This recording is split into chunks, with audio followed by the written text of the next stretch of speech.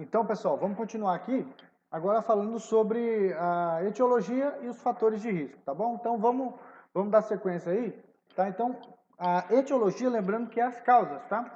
E os fatores de risco, né, ou fator de risco, no singular, como eu coloquei, são as condições que favorecem o surgimento desse processo patológico, que é o infarto do miocárdio, tá bom? Então, quais são eles, pessoal? Nós temos a aterosclerose, tá? A trombose, o tabagismo, a obesidade, né? A hipertensão arterial sistêmica, o sedentarismo e o aumento, né, de LDL, tá ok? Então vamos comentar um pouco sobre cada um deles aí, tá bom? Então, pessoal, nós estamos falando sobre uma doença, né? Nós chamamos de coronariopatia, tá?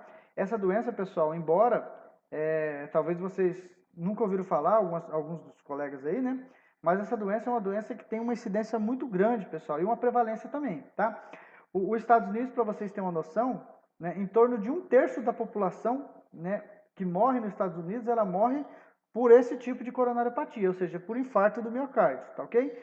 O Brasil, né, nós sabemos aí que devido ao avanço dos fast food, né, essas doenças, esses alimentos preparados aí, né, de forma com muita gordura, com muito carboidrato, né, com muitas substâncias que não são considerados tanto saudáveis, né? Tem feito com que o Brasil também ele corra bastante nesse ranking, tá? E nós temos também um número de óbitos, pessoal, e também de morbidade, né? Pessoas que são acometidas sem morrer, por consequência desse infarto também muito grande no Brasil, tá bom?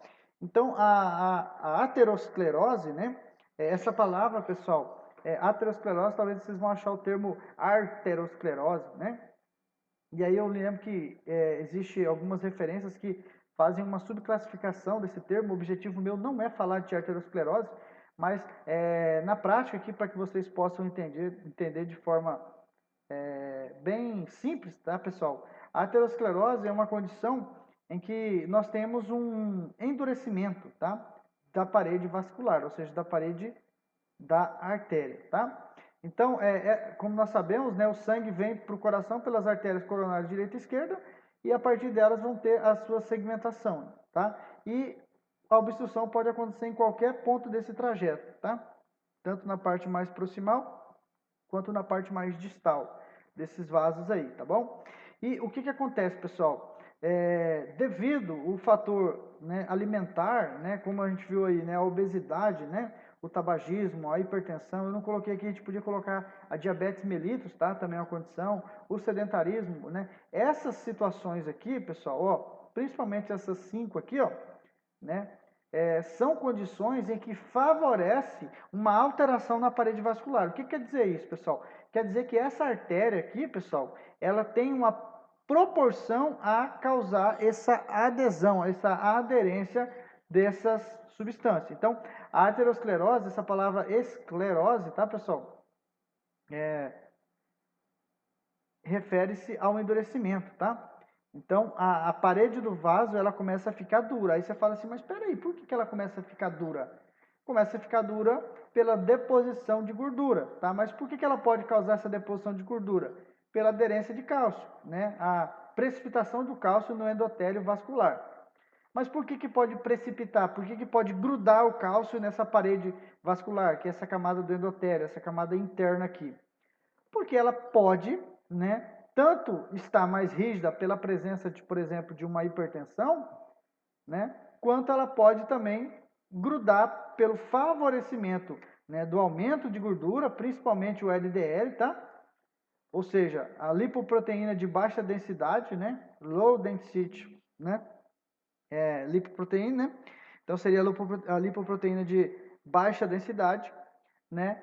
Esses fatores, pessoal, todos eles vão favorecer a esse surgimento, né, de uma obstrução, tá? Então, eu queria aqui, nessa aula, eu queria abrir a visão de vocês para que vocês entendessem de forma mais complexa, né? Porque é fácil você falar para alguém, você explicar de uma forma sucinta, uma forma simples. Só que o aluno, ele tem sim que explicar de uma forma simples, mas tem que entender o complexo. Então perceba o seguinte, pessoal, se eu tenho esse vaso aqui, ó, eu gosto de desenhar que fica pior, mas para mim eu consigo raciocinar melhor aqui. Então se eu tenho esse vaso, a camada interna desse vaso aqui se chama endotélio, que é essa parte aqui, ó, interna que vocês conseguem visualizar aqui, ó, a camada de dentro, tá bom?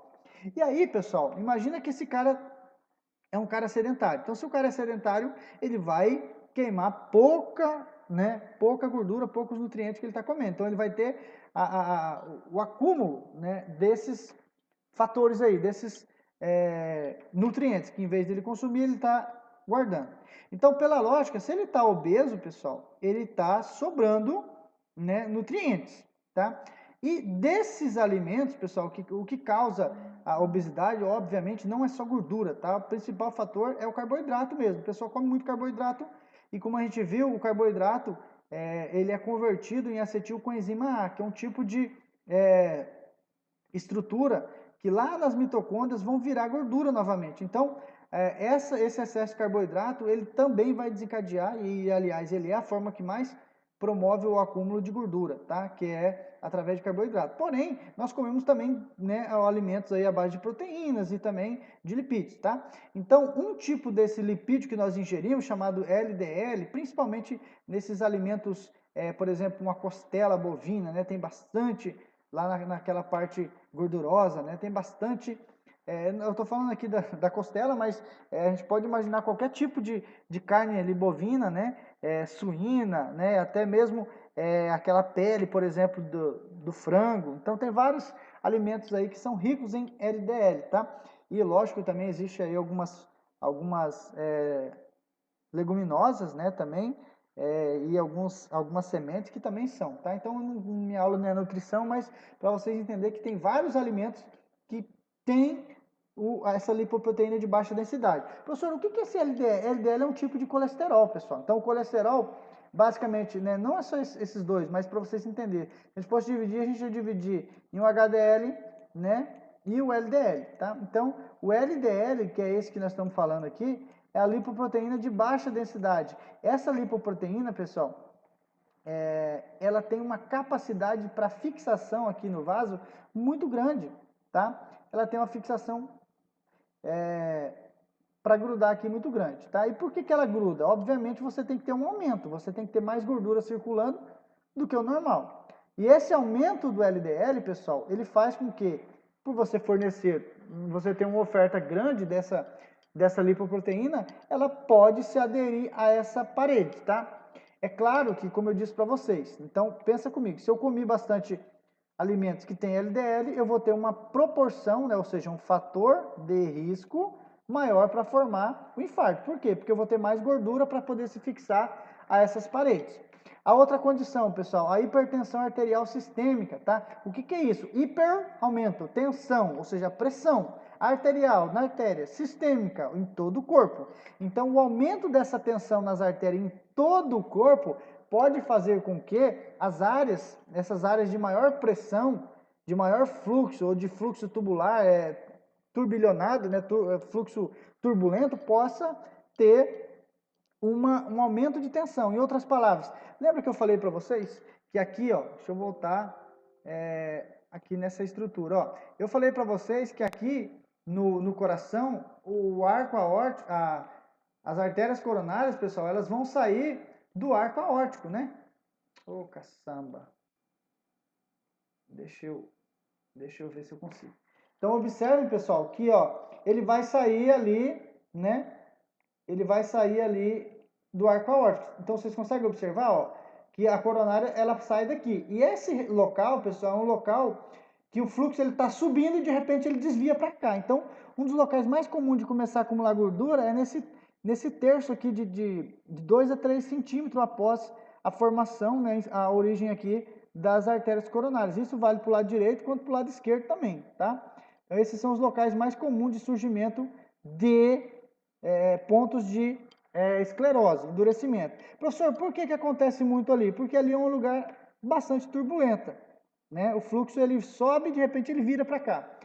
E aí, como eu disse para vocês, o aumento da pressão arterial sistêmica nesses locais de maior pressão, ele tende a fazer com que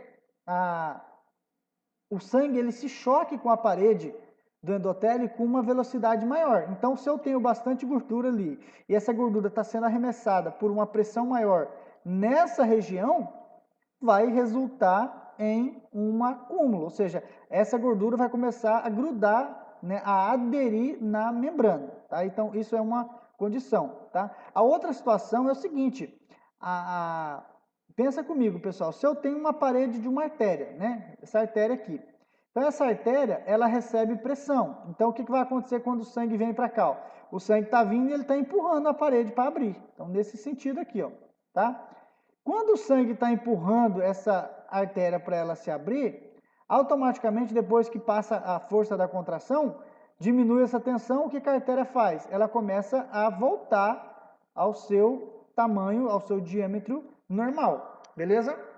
Só que, como eu disse para você, como o cara está com a hipertensão arterial, o indivíduo ele vai ter uma tensão, uma contração maior das artérias. Como as artérias elas estão em uma contração maior do que a normal, qual que vai ser a consequência? O coração vai ter que bombear com mais força ainda para poder ultrapassar essa tensão. Então, imagina o seguinte, se você está soprando, né, em uma mangueira, vamos colocar uma mangueira aí, dessas mangueiras de bojão de gás aí, né, de registro ali, né, onde você encaixa o registro. Se você soprar naquela mangueira, você vai ter dificuldade para soprar? Não. Agora, se você tiver que soprar a mesma quantidade de ar, por exemplo, em um canudo, desses sei lá, de lanchonete aí, o que vai acontecer? Você vai ter que assoprar com mais força para você ultrapassar a resistência, né, desse vaso. Então é mais ou menos isso que acontece. Quando você tem um aumento da pressão arterial aqui, ó, automaticamente o vaso ele fica mais rígido, mais duro, e o coração tem que ultrapassar essa força bombeando com mais força. Então, claro que você vai sobrecarregar o coração, que vai ter que contrair com mais força, e é claro que a força que o coração vai fazer para suprir essa necessidade também vai fazer com que a própria artéria sofra alterações. Então, professor, qual que é a alteração que essa artéria vai sofrer? Ela vai ficar com uma rigidez maior, porque ela está abrindo e fechando com força maior.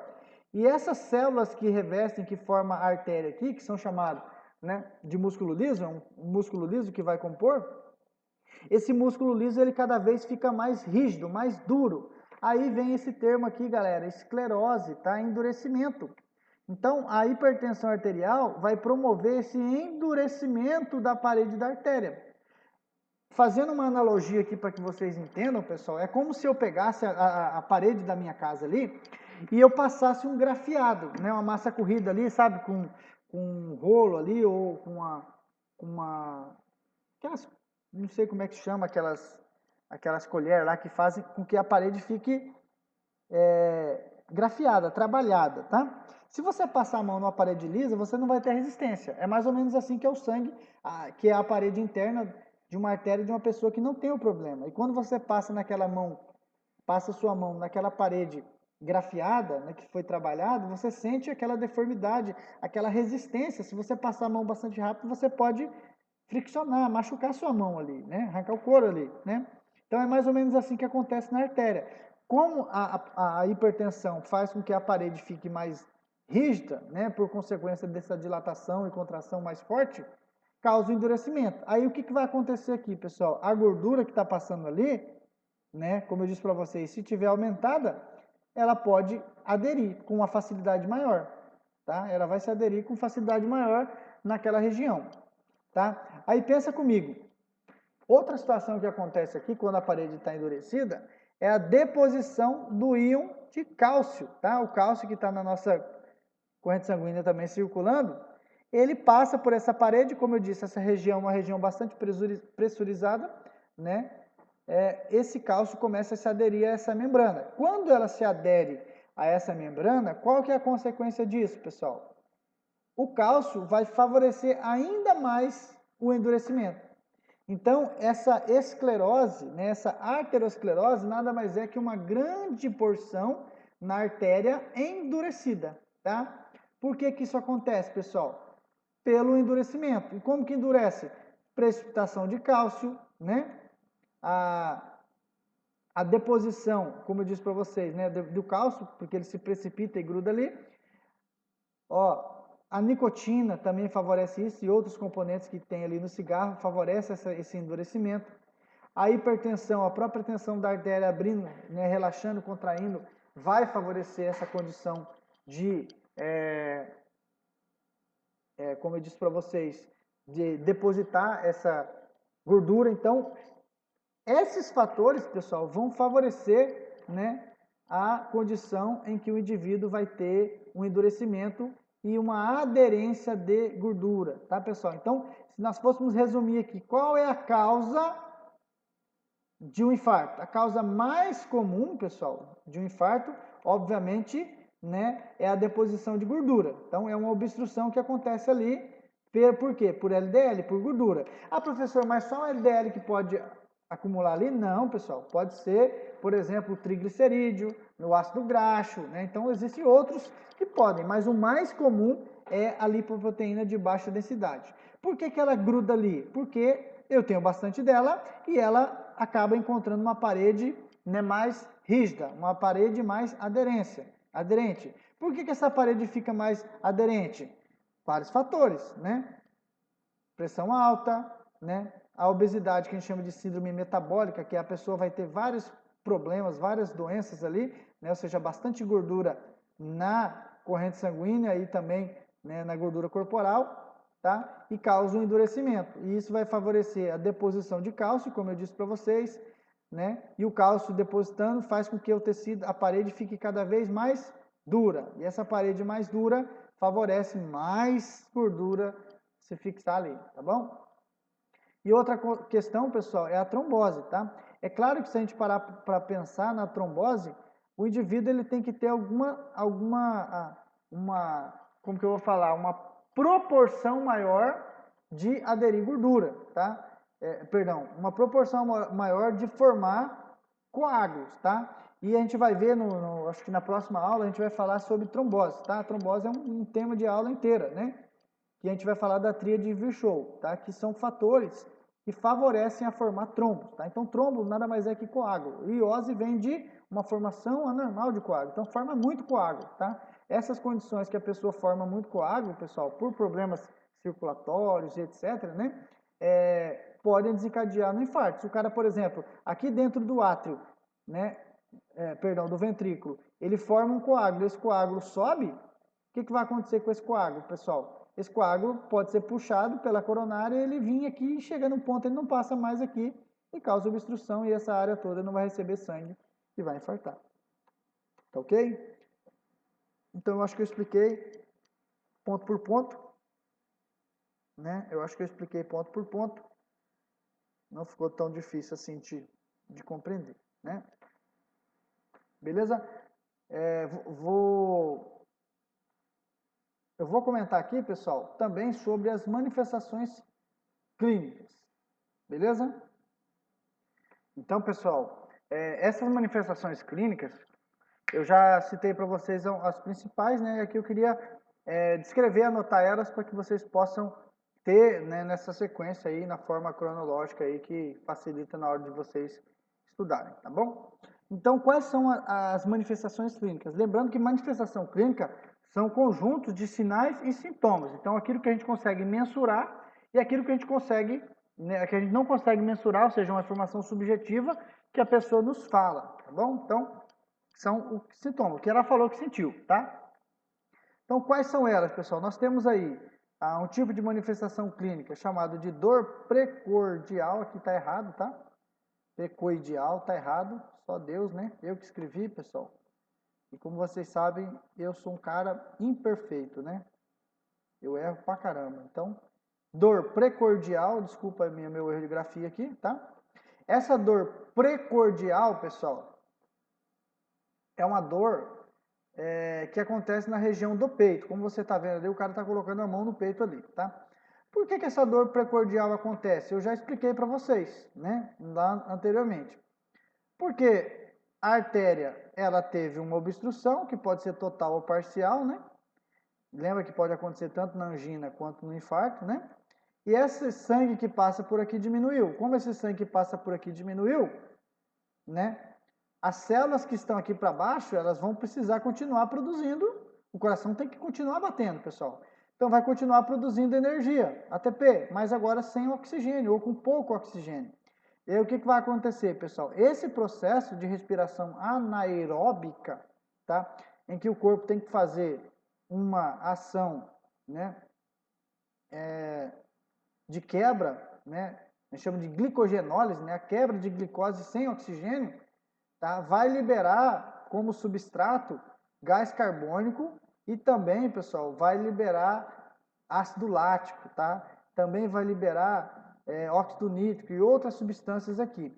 Essas substâncias liberadas por essas células musculares, elas vão, pessoal, estimular os neurônios que estão aqui. Então, esses neurônios, na verdade, as terminações nervosas, né, que estão aqui, vão ser estimuladas pela presença dessas substâncias e elas vão levar informação de dor, tá? Daquele local. Então a pessoa vai ter essa dor precordial. Lembrando, pessoal, que essa dor ela pode se irradiar, né, para o braço, principalmente o braço esquerdo, que é o lado que está mais localizado ao coração, né? Também pode se irradiar para o lado esquerdo, pode se irradiar para o pescoço, para as costas, para o peito, né? Para a mandíbula ali, né? Então, normalmente a pessoa ela refere essa dor como uma dor forte, uma dor de pontada, uma dor de pressão, uma dor de aperto, de queimada, né? Queimação. Então, é uma dor, pessoal, importante que nós temos que mensurar, tá? O que está acontecendo aqui? Presta atenção. Aqui está acontecendo uma obstrução e está passando menos sangue do que o normal, tá? Então a consequência de faltar sangue é faltar oxigênio, faltar nutrientes, né? Então a pessoa ela pode evoluir nessa piora, tá? Por isso que o quadro de infarto do miocárdio, ele tem que ser atendido como uma emergência, tá? Ou seja, uma pessoa com prioridade, tá? Porque se não sanado esse problema, o indivíduo ele vai ter uma evolução dessa ausência ou falta de oxigênio, diminuição, né? E ele vai ter complicações em que o músculo vai morrer, tá? O músculo do coração vai morrer e o corpo vai desencadear um monte de outros fatores e outros processos patológicos nessa falta de O2, tá? Beleza? Então vamos lá, pessoal. Outro sintoma é a dispneia. O que é a dispneia? A dificuldade de respirar, tá bom? Então, a dispneia é a dificuldade de respirar. Essa palavra apneia, né, vem de respiração e vem de dificuldade, tá? Por que o indivíduo vai ter dificuldade de respirar? Pensa comigo, raciocina comigo. Se o coração está tendo um infarto, lembra que o coração, pessoal, ele vai bombear sangue de um lado para o pulmão, né? De um lado ele vai bombear sangue para o pulmão, como nós vimos aí, né? Mostrei para vocês naquele momento anterior, ó, ele vai mandar sangue para o pulmão, o lado direito, né? Esse lado aqui, ó, manda sangue para o pulmão, aí o sangue volta de novo para o coração, e esse outro lado aqui, ó, que é o ventrículo esquerdo, ele vai bombear o sangue para todo o corpo, para a grande circulação. Então, se o coração está infartando, ele vai ter dificuldade para bombear o sangue para todo lugar. Se a obstrução for no ventrículo direito, ele vai ter mais dificuldade para poder bombear sangue para o pulmão. Mas se ele tiver uma deficiência do lado esquerdo, como o sangue que está vindo do pulmão para cá e ele precisa bombear para o corpo, se ele está com a deficiência, esse sangue que está vindo do pulmão também vai acabar se acumulando, porque essa região está tendo dificuldade para bombear para todo o corpo. Então, de qualquer forma, o indivíduo vai ter dificuldade de respirar. Tá ok? Como eu disse para vocês, né? Se for do lado direito, a dificuldade vai ser maior, tá? Salvo, pessoal, o tipo de infarto que daí existe um nível ali, né, a classificação que eu não vou entrar nessa questão, tá? Mas eu acho que vocês compreenderam o que eu quis dizer, tá? Então, dispneia é a dificuldade de respirar, tá? Lembrando, pessoal, que o sangue, o oxigênio que está passando está cada vez menor ou está ausente pela obstrução. Então, o cara vai ter, né, qual que é a consequência de faltar oxigênio? Falta oxigênio só para o coração? Não.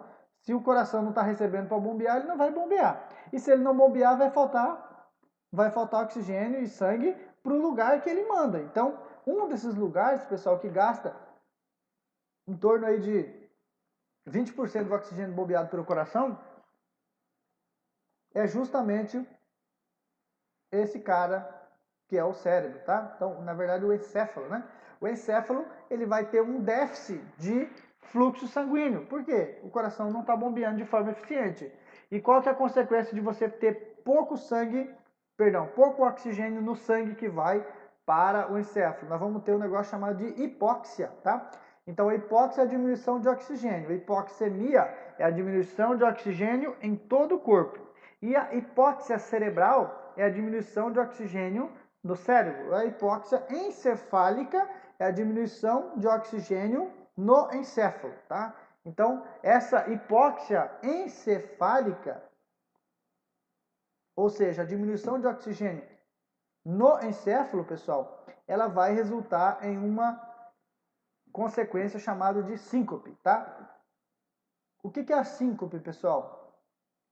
Síncope nada mais é que o desmaio, tá bom? Então a pessoa ela vai ter um desmaio por falta de oxigênio, tá? O neurônio, pessoal, ele consegue ficar sem oxigênio somente 5 segundos, tá?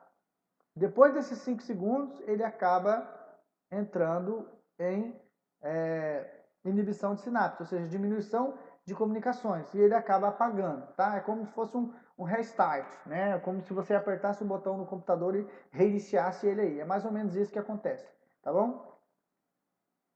As náuseas, pessoal. Náuseas ou emese, né? O que seria isso? A náusea ou emese, pessoal, é o ato de um indivíduo náusea, né? Vontade de vomitar, e emese ele acabar consumando o vômito, tá? Por quê? Porque nesse caso aqui de infarto, pessoal, o nosso sistema nervoso autônomo simpático, ele vai descarregar uma grande quantidade de hormônios, né? Principalmente noradrenalina na corrente sanguínea, para fazer com que o coração consiga safar dessa. E esse estímulo no estômago vai causar contrações. No estômago vai causar peristalse. Então, o indivíduo ele pode ter uma vontade ou até o ato de consumação de acabar vomitando pelo estímulo do sistema nervoso autônomo simpático no músculo ali que forma o estômago, né, o músculo liso. Beleza? O indivíduo pode ter uma palidez cutânea. Pessoal, palidez é sinônimo, tá, de pouco sangue, tá?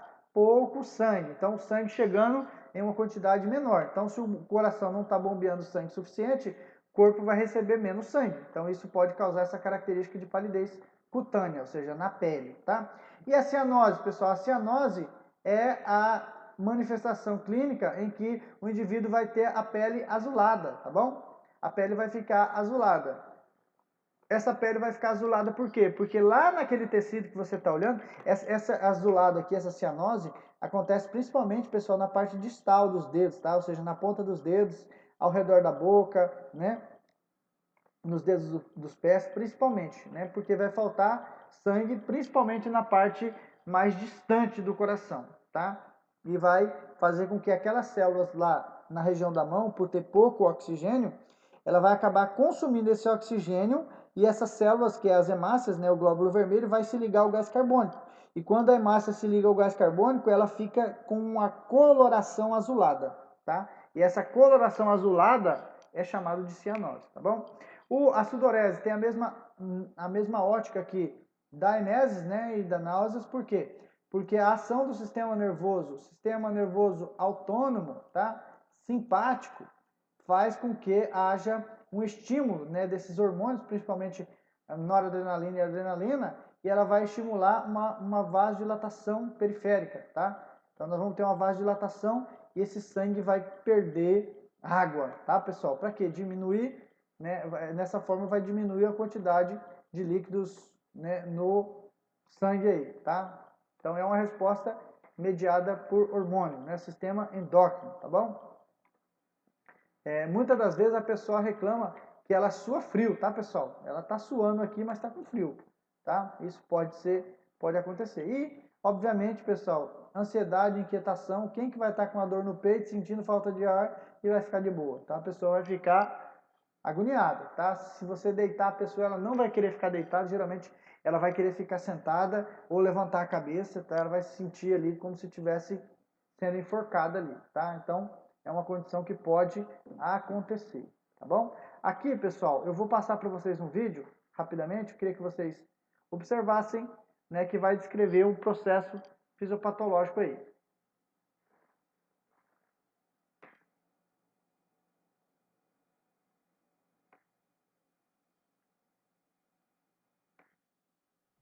A aterosclerose é uma doença potencialmente fatal que pode começar a se desenvolver durante a infância. Esta doença é um processo em que os depósitos de gordura, chamados de placas, se acumulam nas paredes internas das artérias, reduzindo ou bloqueando completamente o fluxo sanguíneo. Embora as causas exatas da aterosclerose não sejam claras, muitos cientistas acreditam que ela começa com lesões na parede interna das artérias, chamada endotélio. As substâncias transportadas pelo sangue, como colesterol, gordura e resíduos celulares, se acumulam na área danificada da parede arterial. As reações químicas que ocorrem dentro do acúmulo de material fazem com que as moléculas de colesterol se oxidem. Isso resulta em uma resposta inflamatória, na qual as células endoteliais nos locais danificados liberam substâncias químicas que indicam um pedido de ajuda. Em resposta, os monócitos da corrente sanguínea são direcionados para o local danificado. O estímulo de colesterol oxidado converte os monócitos em macrófagos. Os macrófagos comem e digerem as moléculas de colesterol. Como resultado deste processo, os macrófagos se transformam em células espumosas, que se acumulam para formar a placa. Conforme a placa aumenta de tamanho, a parede arterial fica mais grossa e endurece. Ao mesmo tempo, as células musculares lisas na parede arterial começam a se multiplicar. Para quê? Ela quer isolar a placa, por isso que ela se multiplica. Ela vai tampando, depois ela vai isolar a placa que ela não vai receber sangue, então ela vai ficar uma placa instável. A maioria das células musculares lisa se move em direção à superfície da placa. Essas células contribuem para a formação de uma capa fibrosa firme que cobre a placa. Finalmente, a passagem através da artéria se estreita o suficiente para reduzir o fluxo sanguíneo e a quantidade de oxigênio recebido pelos órgãos que fornece. Com o tempo, a capa pode corroer e se abrir, liberando a placa na corrente sanguínea. A placa pode fluir e contribuir para a formação de um coágulo, que pode interromper o fluxo de sangue. Como resultado, um fornecimento limitado de sangue está disponível nas áreas ao redor da artéria parcialmente obstruída, degradando e potencialmente matando os tecidos vizinhos. Eu não quis, pessoal, entrar a fundo com vocês falando sobre as células espumosas, porque eu já falei em outro momento, mas é aquilo que eu disse, né? Quando a parede começa a aderir à gordura, o próprio crescimento do endotélio ele vai tentar isolar. Só que o que acontece? Essa presença de gordura faz com que as próprias células da parede do endotélio liberem mediador químico. Então, o que vai acontecer? Aquele processo lá da inflamação, que eu já expliquei nas outras aulas, tá? Essa sinalização de citocinas faz com que haja aquele processo, né, de migração de monócitos. Então, os monócitos vão passar pelo tecido, virar macrófago. E esses macrófagos eles vão chegar aqui para quê? Para destruir a gordura. E como que ele vai destruir? Fagocitar, ele vai tentar comer. Só que como a gordura, a quantidade é grande e a pessoa não mudou o estilo de vida, ela vai acabar formando cada vez mais gordura, aderindo. Então, mais macrófagos também vão vir e vão fagocitar. E esses macrófagos vão começar a ocupar uma parte. Você pode ver que ele vai crescendo a placa. Então, essa placa arteriosclerótica nada mais é que essa montoeira de macrófagos que chegaram aqui para poder digerir essa gordura e eles começam a envolver, a tentar fagocitar. Só que, como eu disse para vocês, o macrófago ele vai ficando grandão, ele não consegue fagocitar essa gordura. E como ele não vai conseguir fagocitar essa gordura, e cada vez ele vai ficando com mais macrófago, mais célula de gordura sendo fagocitada, ele começa a formar células espumosas. Então essas células espumosas nada mais é que os macrófagos cheios de gordura no seu interior, não conseguindo fagocitar. Aí como ele vai ganhando, ele vai ocupando o endotélio, ou seja, a placa ela vai se formando no endotélio na parte para dentro, pessoal. Às vezes a pessoa acha que a gordura vai grudando aqui, ela vai crescendo para dentro do lúmen, não, do vaso. Ele vai crescendo para dentro, para essa porção, ou seja, para a porção do tecido. Só que, como eu disse, ele vai ocupando aqui e faz com que o endotélio, as próprias células musculares, elas se movimentem para tentar isolar essa placa. Então, o que vai acontecer? A célula muscular vai vir para cá, e quando ela começar a vir para cá para tentar isolar essa placa, mais gordura está vindo, mais o macrófago está fagocitando e a parede vai ficando cada vez mais grossa. Aí, como o sangue está vindo por aqui começa a ficar turbulento, ele pode começar a formar aquilo que eu falei para vocês dos trombos, começar a ativar, né, a fibrina, o fibrinogênio, e começar a formar os trombos, os coágulos, tá? E aí, né, esse coágulo pode virar um êmbolo, né, se ele desprender aqui, né, e acabar obstruindo mais para baixo, tá? Ou, como eu disse, a placa pode continuar crescendo muito mais e chegar no ponto que ela obstrui totalmente a passagem de sangue aqui e o indivíduo acaba tendo essa obstrução total, tá bom? Então, isso aqui, pessoal, é muito mais complexo, tá? 1 hora e pouquinho aqui para falar disso aqui, eu acho muito pouco, tinha que ser umas 3 horas para a gente poder debater cada mecanismo funcional, tá? Isso aqui é muito mais complexo do que eu estou falando.